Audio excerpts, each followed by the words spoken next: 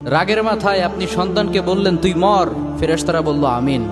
তোর ভবিষ্যৎ অন্ধকার, ফেরেশতারা বলল আমিন। রেগে মেগে আপনি আপনার মেয়েকে বললেন জীবনেও তোর কপালে স্বামীর ভাত জুটবে না, ফেরেশতারা আবারও বলল আমিন। আচ্ছা, আপনি না সেই ব্যক্তি যে তার নিজের জীবনের চাইতেও সন্তানকে বেশি ভালোবাসেন? আপনি না সেই ব্যক্তি যে তার সন্তানের জন্য হাসতে হাসতে নিজের জীবনটাও দিয়ে দিতে পারেন? আপনি না সেই ব্যক্তি যে আল্লাহর কাছে নিজের চাইতেও সন্তানের জন্য বেশি দোয়া করে? তাহলে কি করে নিজের হাতে নিজের সন্তানের এত বড় ক্ষতি করতে পারলেন? Doesn't make any sense. Common sense বলতে কিচ্ছু নাই আপনাদের? আপনারা কি জানেন না আপনাদের রাগের মাথায় বদদোয়া করাগুলো ফেরেশতারা আমিন বলে?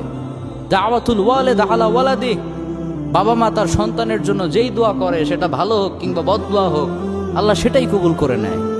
এজন্য খবরদার, নেভার কার্স ইউর চিলড্রেন। রাগের মাথায় কখনো সন্তানকে অভিশাপ করবেন না। খুব বেশি রাগ উঠে গেলে তার জন্য উল্টা